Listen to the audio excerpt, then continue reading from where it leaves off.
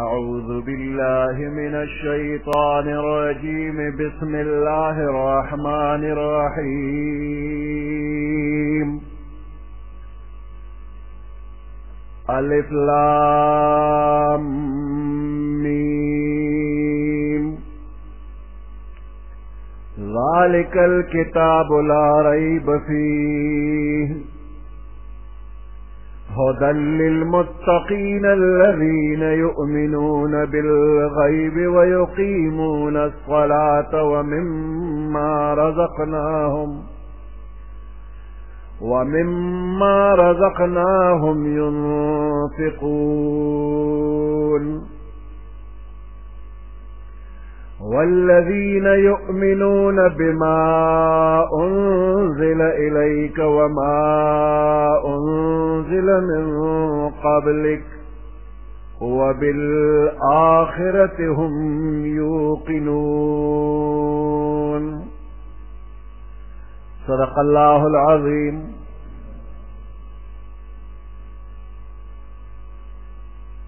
الف لام میم. خدای عالم دے پمانا د دې حروفو پمراد خپل باندې د دې نه د الله څه مراد دی نو په دې الله عالم دی. ذالک الکتاب دا هغه عظیم الشان کتاب دی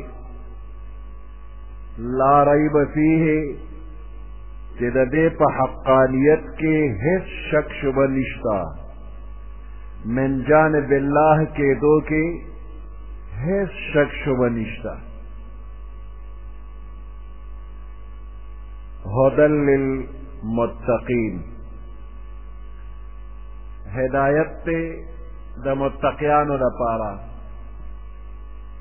یا هدایت کوونکي دی متقیانو لپاره. هدایت مانا لار خودنا نو لار خودن کے دے دا کتاب کیا تا لار خودن کے دے متقین للمتقین متقیان ہوتا متقیان دا اللہ نے یریدن کی.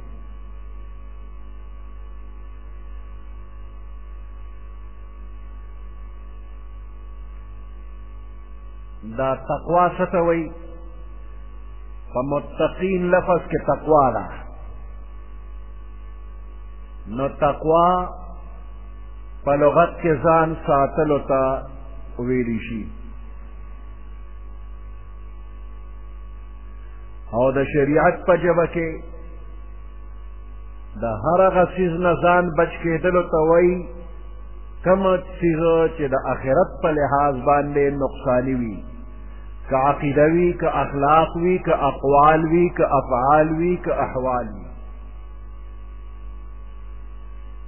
کم چیز چې د آخرت دپاره ضرري او نقصاني وي د هغې څیز نه ځان بچ کېدلو ته تقوا وایي. دې کې یو سوال دا دی چې متقیانو ته خو مخکې نه هدایت حاصل دی،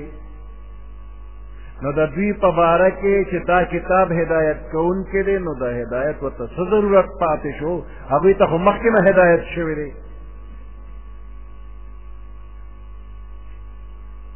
نو طالبان دې ته تحصیل د حاصل وایي، یعنې د یو حاصل شوي څیز حاصلول. د دې جواب دا دی چې د هدایت درجې دي او د هغې بیان صورت فاتحه کې مخکې شوی دی. نو قرآن مجید هدایت کوي، مطلب دا چې یو مخصوص هدایت چې د آخرت د نجات ذریعه ګرځېږي هغه د متقیانو برخه ده. د هدایت هغه مخصوص درجه چې د آخرت د نجات ذریعه جوړېږي هغه متقیانو دپاره دی. نو دې ځای کې هدایت خاصه ذکر شوله، د متقیانو پکې تخصیص شو. دارنګ د تقوا مختلفې درجې دي. یو ادنا درجه د تقوا دا ده چې بنده د شرک او د کفر نه توبهګار شي او په اسلام کې داخل شي، ګناهونه کوي یا نه کوي، د ګناه نه پرهیز کوي یا نه کوي، خو د شرک او کفر نه ځان بچ کړو، اسلام کې داخل شو. دا ادنا درجه د تقوا ده، نو د همیشه عذاب نه دی بچ شو. دویمه درجه د تقوا دا ده چې انسان خپل ځان د شرک او کفر نه بچ کړی دی، خو د غټو غټو ګناهونو نه هم ځان بچ کړی دی، او په وړو ګناهونو باندې همیشه والي نه هم ځان بچ کړی دی. نو د شریعت په اصطلاح کې چې د تقوا لفظ ذکر شي، عموما دقه دویمه درجه نه مراد ده.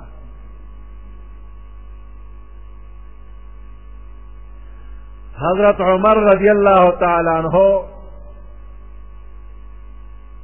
د حضرت ابی ابن کعب رضی اللہ تعالی عنہ نه د تقوا د حقیقت تپوس کړی دی. نو ابی ابن کعب رضی اللہ تعالی عنہ ورته ویل امیر المؤمنین چې ته د ازغونه ډکه لار باندې تللی، هغوی ویل او تللی ما. ابی ابن کعب رضی اللہ تعالی عنہ ورته ویل امیر المؤمنین دغه وخت کې بیا ستا څه طریقه وي چې د ازغیداره لاره کې روانې وی؟ دغه وخت کې دا جامې ځان پورې را جوختې کړم، را غونډې کړم چې هسې نه چې تغنو کې مې جامې ونښلي. نو دا غنې چې تېرې وي او مضبوطې وي نو چې جامه کې ونښلي جامه خرابوي، جامه شلوي. نو ابی ابن کعب رضی اللہ تعالی عنہ ورته ویل امیر المؤمنین بس دقه ته تقوا وایي چې د ازغیداره لاره کې روانې او جامې ځان ته را جوختې کړي چې غنې ونه وایي. یعنې ګیر چاپېره دنیا د ګناهونو د ازغونه ډکه ده، ته پکې خپل لباس د تقوا داسې را جوخت کړي چې د ګناه نه ځان بچ کړي. دې ته تقوا وایي. د الله د نافرمانۍ نه د بچ کېدو دپاره خپل پوره همت او طاقت خرج کړي.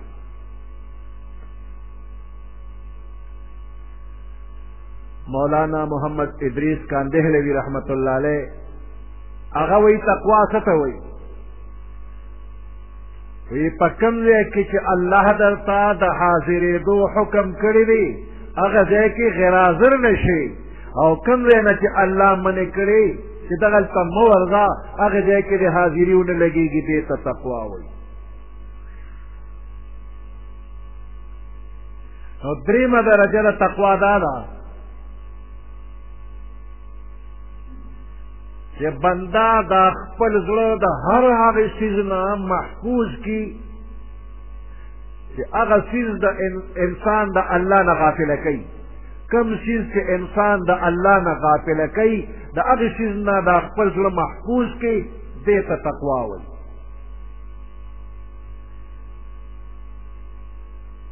دا درې درجې شولې. اوس دې کې هدل للمتقین مطلب دا شو چې کم خلق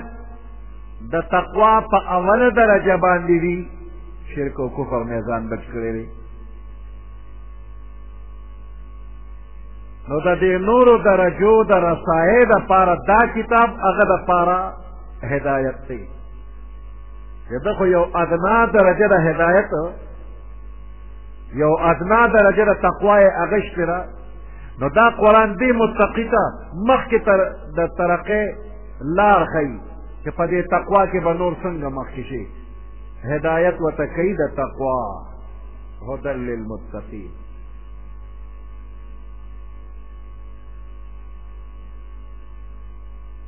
او بعض عالمان دا وایي چې د تقوا نه مراد معنا لغوي ده،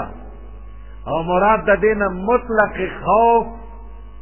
او د ضرر د څیزونو نه ځان بچ کول دي. مطلب دا شو چې د چا په زړه کې د ضرر د څیزونو نه د بچ کېدلو جذبه او شوق موجود وي، نو هغه دپاره دا کتاب لاره ښودونکی دی چې د ضرر د څیزونو نه بچ کي. هدى للمتقین.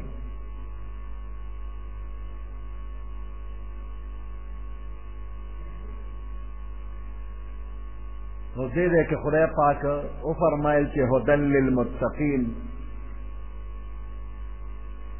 دا کتاب هدایت کوونکی دی متقیانو دپاره. او په دې سورت بقره کې 185 نمبر آیات کې الله فرمایي شهر رمضان الذي انزل فيه القرآن، د رمضان میاش هغه مبارکه میاش ده چې دې کې قرآن نازل شوی دی. قرآن څنګه کتاب دی؟ هدى للناس وبينات من الهدى والفرقان. نو دې آیات کې الله فرمایي چې دا قرآن هدى للناس د ټولو خلکو لپاره هدایت کوونکی دی.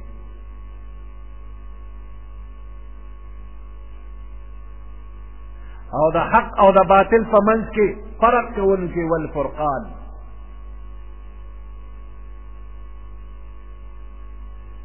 نو د سورت بقره اول کې الله فرمایي هدى للمتقین، بس یوازې د متقیانو لپاره هدایت کوونکی دی. او دې سورت بقره کې هدى للناس د ټولو خلکو لپاره هدایت کوونکی دی. نو دې دوو آیاتونو کې بظاهر تعارض ښکاري. نو د دې جواب دا دی چې په عربی ژبه کې د هدایت دو معنی دي، یو ایصال الی المطلوب او دویم اراءة الطریق.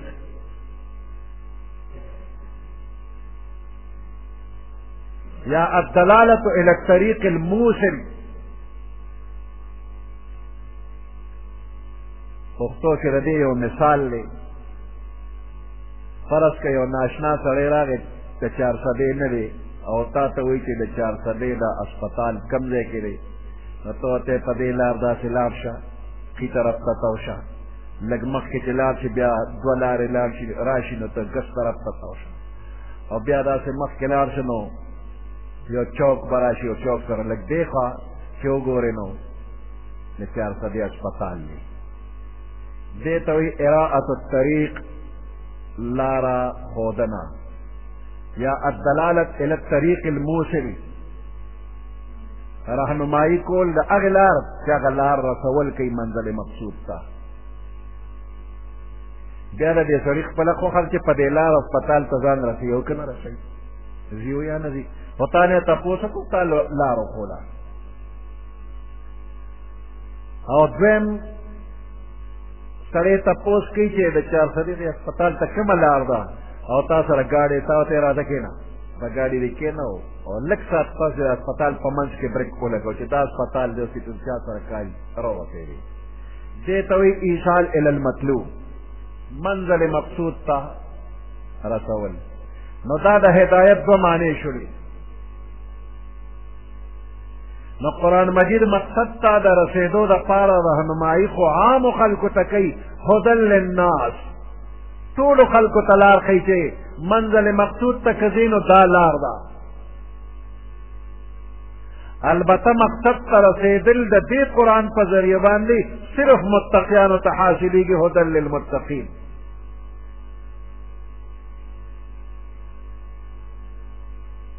نو هدى للناس دا معنا شو چې دا قرآن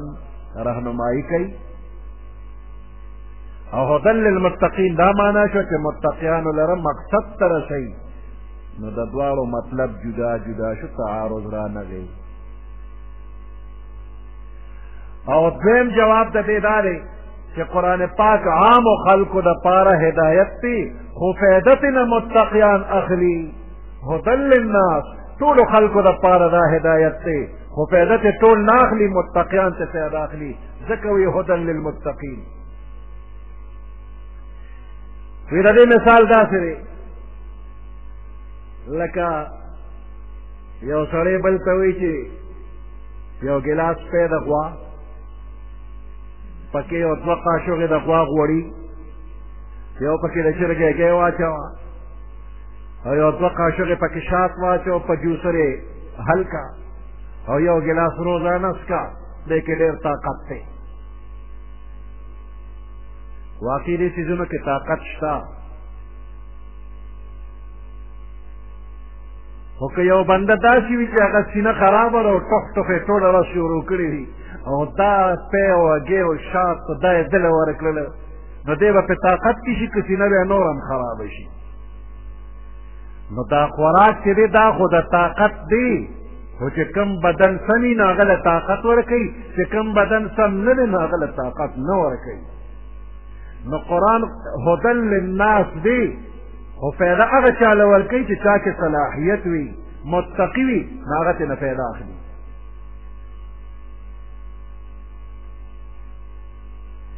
او دریم جواب دا دی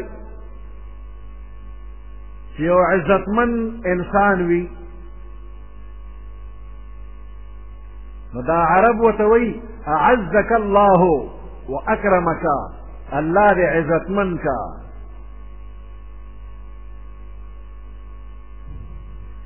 نو دی خو مخکې نه عزتمن دی نو دی ورته بیا څه وایي چې عزتمن شي د دې دا مطلب دی چې دا مخکې نه کوم عزت الله درکړي دا عزت ته خدای نور هم زیات کا نو هدن للمتقین دا معنا شوله چې دا قرآن مجید سبب دی د زیادت د هغې تقوا چې مخکې نه دی متقیانو ته حاصل دی دا تقوا خو متقي ته مخکې نه حاصله ده خو دا قرآن وله دا تقوا نور هم زیاتوي سبب د زیادت دی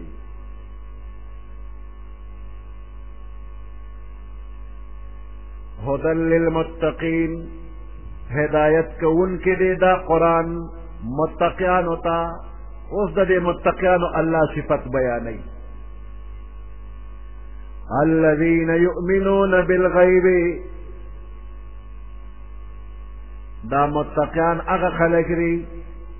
یؤمنون بالغیب چې دوی ایمان راوړي په غیب باندې غایبانه ایمان راوړي ایمان څه ته وایي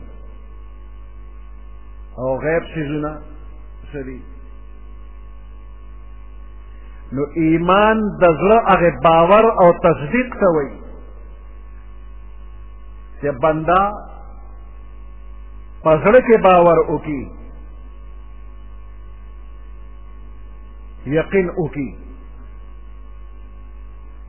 او دې سره خوا کې بل لفظ دی اسلام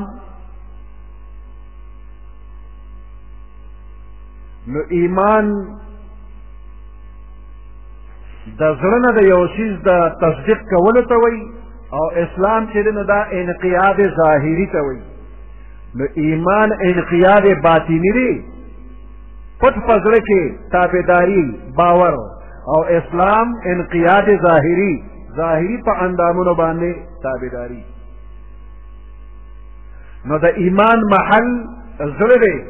او د اسلام محل زړه او د ظاهر اندامونه دي خو شرعا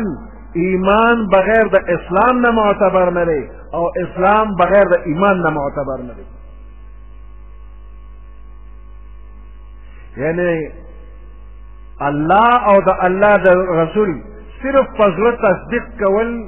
شرعا تر هغه وخته معتبر نه دي تر څو چې په زبان دې ورسره تصدیق نه وي کړی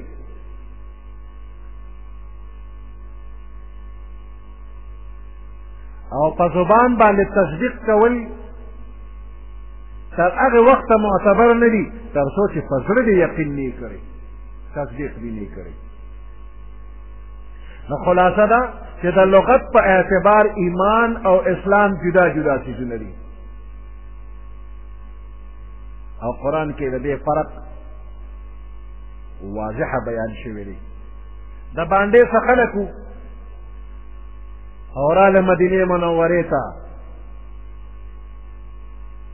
او بیا په پیغمبر علیه السلام باندې احسان کو چې موږ د باندې ایمان راوړی دی او زمونږ به لږ خیال ساتي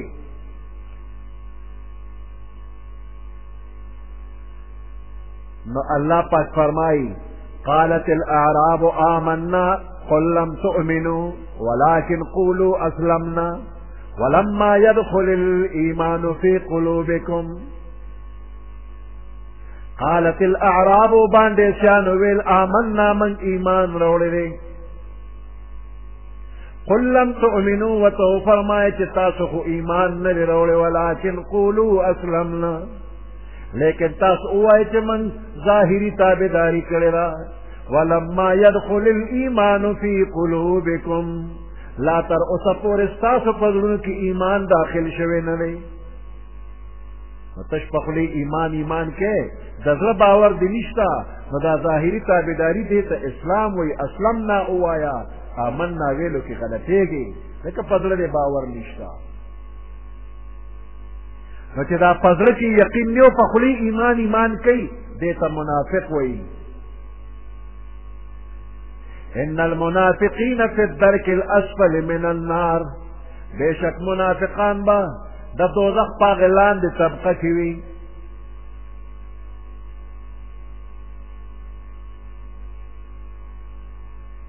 تش په خولې چې ایمان وایي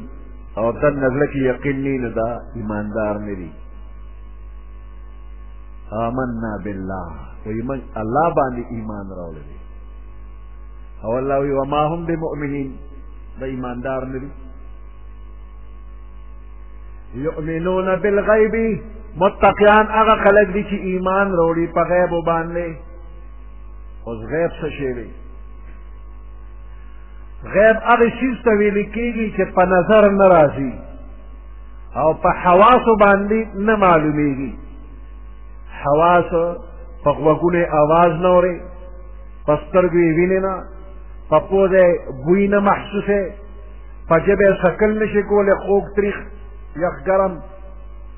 لاس پې وهلی نشي، اوار د که ناهموار. دا حواس. او په عقل باندې هم نه معلومیږي بغیر دلیل نه، په عقل هم نه معلومیږي نو دې ته غیب وایي.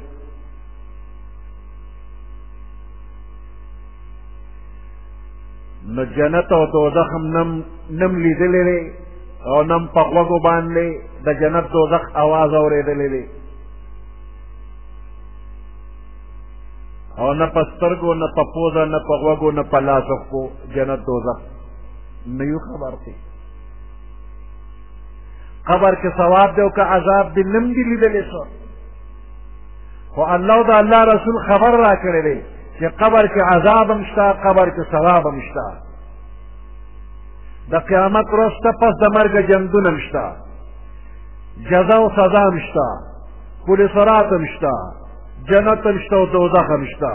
او بیا د هغې صفتونه الله او رسول بیان کړي دي. نو موږ لیدلي نه دي خو په دې باندې ایمان راوړی دی، یقین هم کړی چې خدای او رسول رښتیا وایي چې دا ټول هغه شته. دیتا ایمان بالغیب وی. ایمان بالغیب دا مطلب چې کوم څیزونه په عقل یا په حواسو څنګه معلومیږي او موږ په یقین کوو نو چې الله او رسول الله ته کومې خبرې کړي دي او هغه په عقل او په حواسو نه معلومیږي هغه داسې منو لکه چې په خپلو سترګو هم لیدلي دي.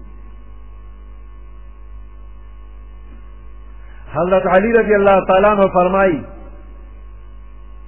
کله د عالم غیب نه الله ټولې پردې لرې کړي او دا جنت او دوزخ ما ته ښکاره شي په خپلو سترګو وینم، زما ایمان کې به زیادت را نه شي ځکه بغیر لیدلو ما داسې مضبوط منل کړي دي چې په خپلو سترګو وینم نو څه زیات خو به نه شي. دا هر څه ما داسې منلي دي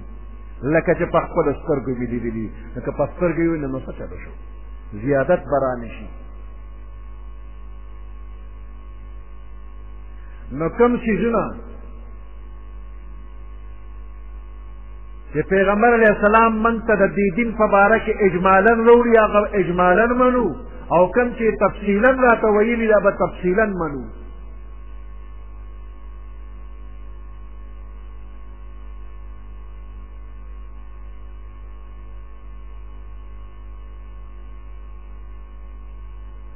نو دا د متقیانو صفت الله پاک بیان کړ. عقیده، قول، عمل ابه داسې اختیاري لکه چې دا ټول څیزونه د بنده په خپلو سترګو دي او که دا څیزونه چا په خپلو سترګو ولیدل او ویې منل نو دې ته ایمان بالغیب نه وایي دې ته ایمان بالمشاهده وایي او ایمان بالمشاهده معتبر نه دی دې ځنکدن وخت خو بنده دا فرشتې وویني نو دغه وخت خو یې دې خامخا مني خو چې مخکې نی منلې نو د دغه وخت دا منل معتبر نه دي دې قبر ته چې بنده ورسېږي نو دې دا فرشتې وویني او تپوس پوښتنه م ووري نو دغه ځای کې خو یې دې مني چې او منکر نکیر راله او ما نه دا تپوس نو دا منل معتبر نه دي دا چې په دنیا کې تو منې چې او منکر نکیر راځي او تپوس کوي په پولیس رات باندې تیر شولې او دې منله دا خو بیا هر څوک مني دلته دنیا کې ومنه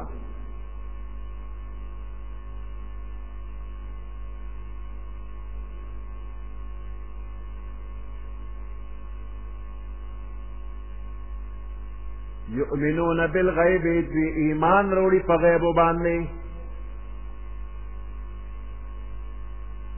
د دې آیات بله معنا دا کېږي چې دا متقیان ایمان لري په داسې حالت کې چې دوی د خپل پیغمبر صلی الله علیه وسلم نه غایب وي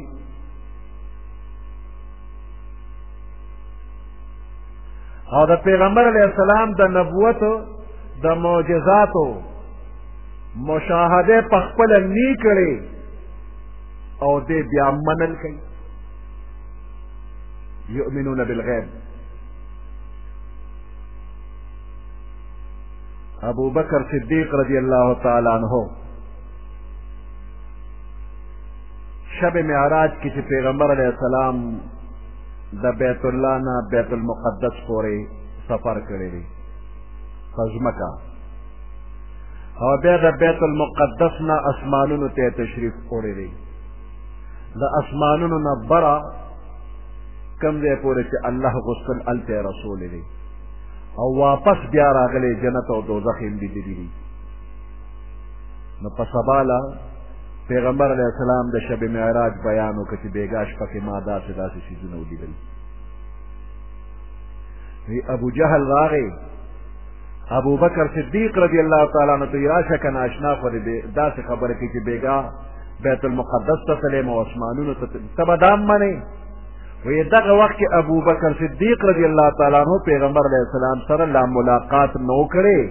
او د معراج د واقعې نه هغه خبر نو ابو جهل ورته وی چې داسې داسې خبرې کوي ته به دا منې ابو بکر صدیق رضی الله تعالی عنہ ورته وی وی دا تا چې څنګه وویلو که چېرې داسې پیغمبر علیه السلام ویلي وي نو زما پې د اوس نه ایمان دی چې دا هر څه لیدلي دي لا پیغمبر علیه السلام نه تپوس نه دی کړی چې واقعي ته بېګا تللی او تا داسې داسې لیدلي وی که دا ته کومه خبره کوې که دا پیغمبر علیه السلام فرمایلی وي زما پې ایمان دی ابو بکر صدیق دی یؤمنون بالغیب له پیغمبر علیه السلام لیدلی نه دی خو تصدیق یې وکړو یو صحابي د پیغمبر علیه السلام پیغمبر علیه السلام یو اوښ یا اوښه واغېشتله یو سړي نه خبره وشوله په دومره پیسې راکړه په دومره پیسې مې واغېشته هغه یې در مې کړ ایجاب قبوله شو خو دغه وخت نقد پیسې پیغمبر علیه السلام سره نه وي نو سړي ته ما سره راځه چې پیسې درکړم هغه سړی را روان دی پیغمبر علیه السلام ته نه مخکې دی او دې کې بل څوک رالل او دې سړي ته وایي چې دا په ما باندې ما په پیغمبر علیه السلام خرڅ کړی وي موږ به زیاتې پیسې درکړو ناګانه سړی پیغمبر علیه السلام ته آواز کوي چې دا اوښ اخلې او که نه اخلې که نه اخلې چې دې په بل چا خرڅ کړم ما خو د نه اخیستی دی وایي د چا مخکې دی اخیستی کوه سره شته ګوره په پیغمبر علیه السلام یې سودا خرڅه کړې ده چې وایي د نه مې اخیسته نه ورته وایي چې ګواه در سره شته د چا مخکې دی اخیستی دی نو هغه وخت کې خو څوک نه و چې پیغمبر علیه السلام اخیستل کول نو صحابه کرام یې ولیدې وایي ما له به څوک ګویو کوي دا سړی وایي چې ګواه صحابي ورته صاحب زه ګواهي کوم نو پیغمبر علیه السلام ورته وایي چې ولې هغه ساعت ته وایې چې ما لګوئ کې نا ورته وایي ته موږ له د اسمان خبر راوړې په ځمکه باندې موږ له د اسمانونو خبر راکې موږ هغه منو موږ خو اسمانونو کې تا سره نه یو نه موږ هغه لیدلي دي خو د اسمانونو خبرې چې ښکته ته راوړې ځمکه کې موږ ته بیان کړه موږ یې منو نو که د ځمکې خبره ته وکړي چې اوښ ما اخېستل ولې زه نه منم داسې منم لکه چې ما په خپلو سترګو لیدي چې تا زما مخکې واخېست یؤمنون بالغیب پیغمبر علیه السلام یې په دغه موقع لیدلی نه دی ایمان لري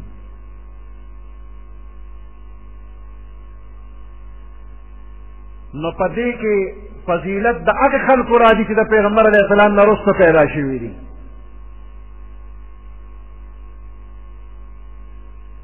عبدالله ابن مسعود رضی الله تعالی عنہ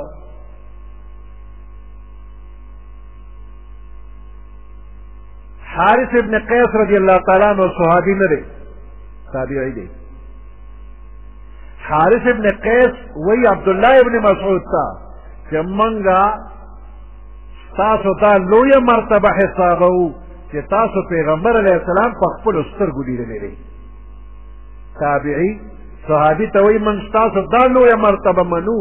کہ تاسو پیغمبر علیہ السلام پا خپل سترګو لیدلی دی عبداللہ ابن مسعود ورته فرمایي من ستاسو د پاره د پیغمبر علیه السلام نه رستو ستاسو ایمان راوړل لوی فضیلت حسابو ځکه چې د پیغمبر علیه السلام په زمانه کې د پیغمبر علیه السلام د رسالت او نبوت معامله خو ډېره واضحه وه په هغوی ایمان راوړل اسانو او تاسو پیغمبر علیه السلام نه دي لیدلی معجزې نه دي لیدلو ایمان هم پرې راوړی او بیا قسم وخوړه ویې فرمایل چې کومو خلکو د پیغمبر علیه السلام نه وروسته ایمان راوړی هغوی نه څوک افضل نشته او بیا یې الف لام میم ذلک الکتاب تر مفلحون پورې وي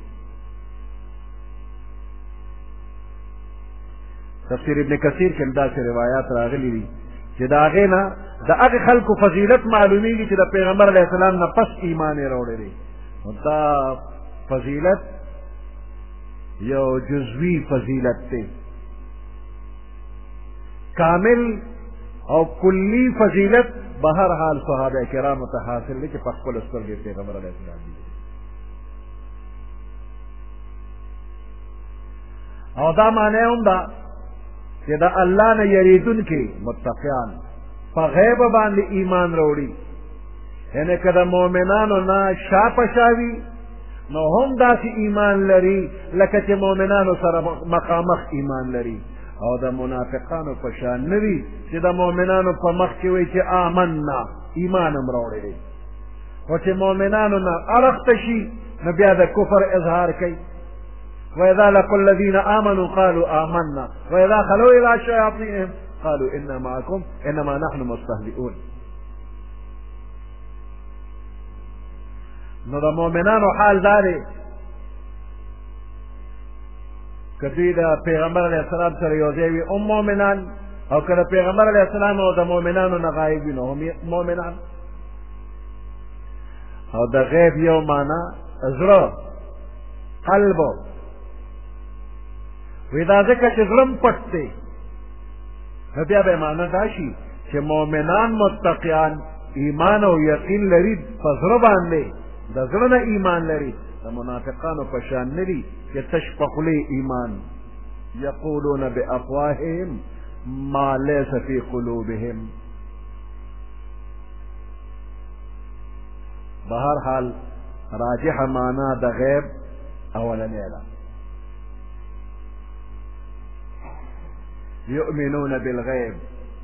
ویقیمون الصلاة او منځ قائمی منځ قائمی دا د متقیانو بل صفت دی داسې نه وایي چې یفعلون الصلاة منځونه کوي یصلون الصلاة وایي ویقیمون الصلاة منځونه قائمی د مانځه چې کوم فرائض واجبات سنت مستحبات دي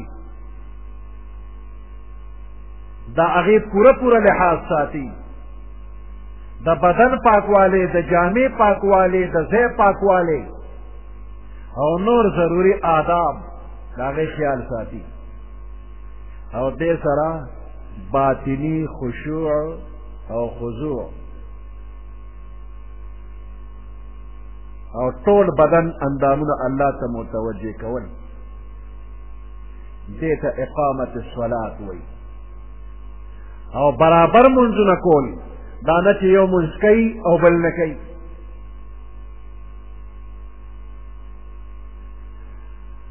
او داسې ټونګو والا منځ هم نه وي. عبدالله ابن عباس رضی اللہ تعالی عنہما فرمائی اقامت الصلاة اتمام الرکوع والسجود والتلاوة والخشوع والإقبال عليها فيها. د مونځ اقامت دا دی چې رکوع، سجده، تلاوت، خشوع، الله ته توجه په مانځه کې پوره پوره وشي، دې ته توجه وایي، دې ته پوره مونځ قایمول. دا نه چې نیت ته تړلې وي ولاړې داسې مخامخ دیوال ته ګورې ګورې ناګانه چت ته سترګې واړې چت ته وګورې راوګورې پوزه ګرول شروع کې پوزه کې ګوتې وې نو دا اقامت الصلاة نه وي. د لرې نه یو سړی چې ګوري نه به دا نه وایي چې دې مونځ کوي، دی وایي دی دیوال ته هسې په تماشه ولاړ دی، چت ته ګوري هسې ننداره کوي، مونځ ته نه دی ولاړ. د مانځه په وخت کې الله دې بنده ته متوجه وي، ټول رحمتونه یې ده ته متوجه کړي وي، خو چې کله د ده توجه بله رخ ته ووړي الله د ده نه خپل د رحمت توجه واړوي. چشم من در چشم تو، چشمان تو جائے دیگر، من تماشایې تو کردم تو تماشایې دیگر. بنده وي زه تا ته ګورم نو ته بل ځای ته ګورې، یا بنده ته ما ته متوجه نه، من تماشایې تو کردم تو تماشایې دیگر، ته د بل چا په تماشه شولې. نو په مانځه کې پوره توجه چې کوې نو دې ته اقامت الصلاة وایي.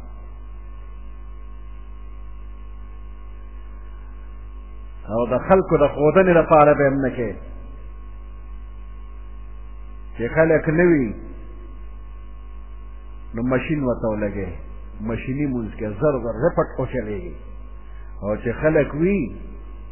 نو چې ودرېږي نو د رکوع نوم نه اخلي، او چې په رکوع ټیټ شي نو د پاسېدو نوم نه اخلي، او چې په سجده پرېوتې نو پروت دی.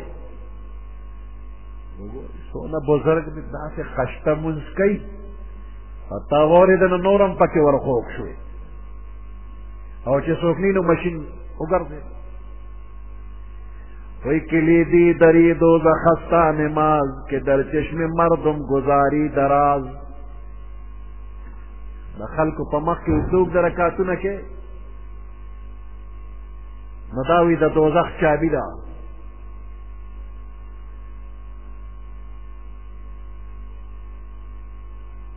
نو مونځ به کې او همیشه به کې پوره د هر یو څیز به خیال ساتئ، د حرام، د مفسد او د مکروه نه به پکې پرهیز کې. دا ګلکار چې برجې وی یا دیوال وی نو مساله په مزدور باندې ښه جوړه کي، که خټه باندې وی نو خټه مزیداره جوړه کي، نو بیا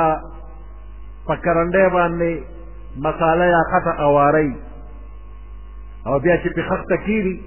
کله کله دا زر خښته واپس چته کي او د ګوتو په سر ګیټ کې په هغې خټه کې یا مساله کې ګیټ کې و د هغې د وجې خښته برابر نه لګېدله، هغه ترې نه لرې کي او بیا مزې لګولې د هغې سره مو ګوري، قسم ورکي او سال ورسره سات په سات ځوړندوي.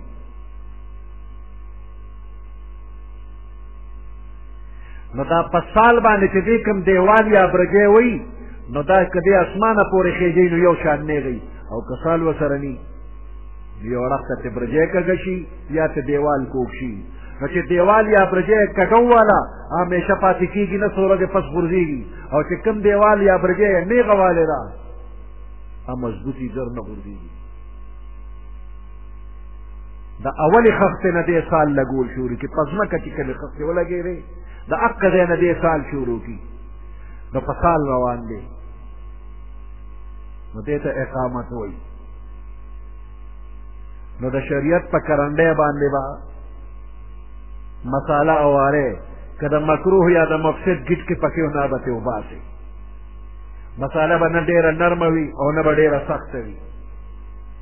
او خښتې به دمخي وي نو بیا به دیوال تیکي او که ویښ کې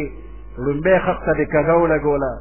نو دیوال اسمانه پورې وخېجوه نو کوږ وي خشت اول چیو نهد معمار کج تاسو ریا میرود دیوار کج چې نیت یې اول نه خراب و نو دا مونځ به دې تر آخره پورې ټول دیوار کج کوږ وي حضرت عمر رضی اللہ تعالیٰ عنہ په خپل دور حکومت کې گورنرانو ته چې به خط لیږه نو ورته به یې د مانځه حکم کو چې د مانځه به ډېر خیال ساتي او خط کې به یې ورته لیکل من حفظها وحافظ علیها حفظ دینه ومن ضیعها فهو لما سواها اضیع چا چې په مانځه دوام وکړ هغه به د دین په نورو کارونو هم دوام کوي او چا چې مونځ ضایع کړ نو دی به د دین د نورو کارونو لپاره ډېر ضایع کوونکي وي نو متقیان هغه خلک دي چې په خپله باندې مونځ قایموي په خپله به مونځ کوي په خپل ماتحتانو باندې به مونځ کوي که دې بچي دي په هغوی به مونځ کوي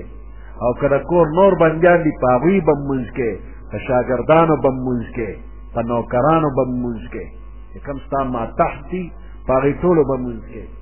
او د مانځه ټیم داسې دی چې دا د ډیوټۍ د ټیم نه مستثنا دی یو سړي سره دې خبره وکړه چې زه به تا له 8 ګنټې د فلاني ټیم نه فلاني ټیمه پورې دا 8 ګنټې دي زه به تا له ډیوټي کومه د سهار د 8:04 پورې به دله کار کوم اوس د سهار د 8:04 پورې ماسپښین مونځ پکې راغی تا نشي منې کولی چې مونځ مکړه تا خو ماتې چې 8:04 پورې صاحب د مانځه ټیم پکې قدرتي طور مستثنا د مانځه له به ځم لکه د چا نوکر یې نو هم مونځ به پکې کې په صحیح طریقه باندې ويقيمون الصلاة ومما رزقناهم ينفقون او بعض د هغې څیزونو نه چې موږ دوی ته ورکړي دي ينفقون خرج کوي د الله په لار کې دا د متقیانو بل صفت شو په نیکو کارونو کې به دوی خرج کوي رزق څه ته وایي رزقناهم من رزق ورکړی دی دوی ته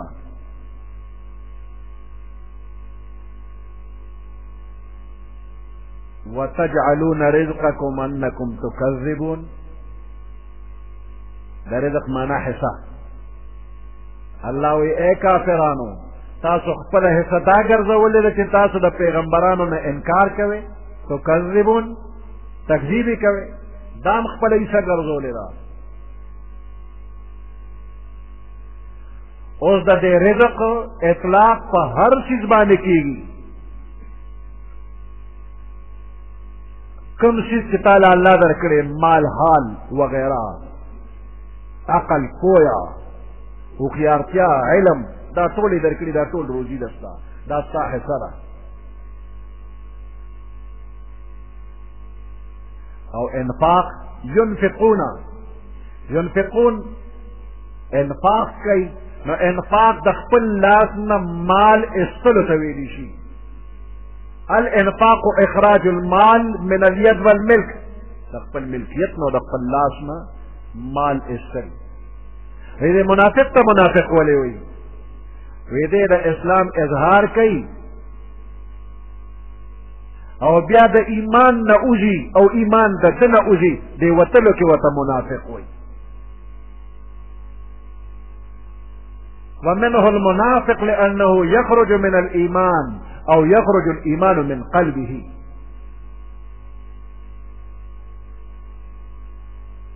ده انفاق نه څه مراد دی بعضې وایي چې فرض زکات ترې مراد دی او بعضې وایي چې په دې خپلو بچو باندې کم خرچ کوي نو دې ته هم انفاق وایي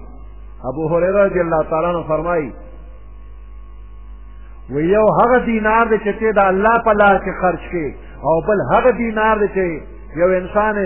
یو انسان د آزادولو لپاره یې خرچ کړي او بل هغه دینار دی چې ته په خپل اهل باندې خرچ کړي نو دا روایت په آخر کې وایي اعظمها اجرا الذي انفقته على اهلك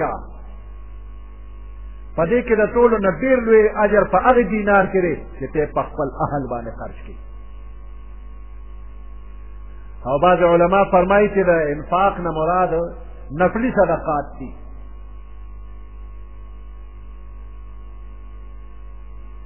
نه که مال دی هم او که علم او هنر او عقل فکر دی هم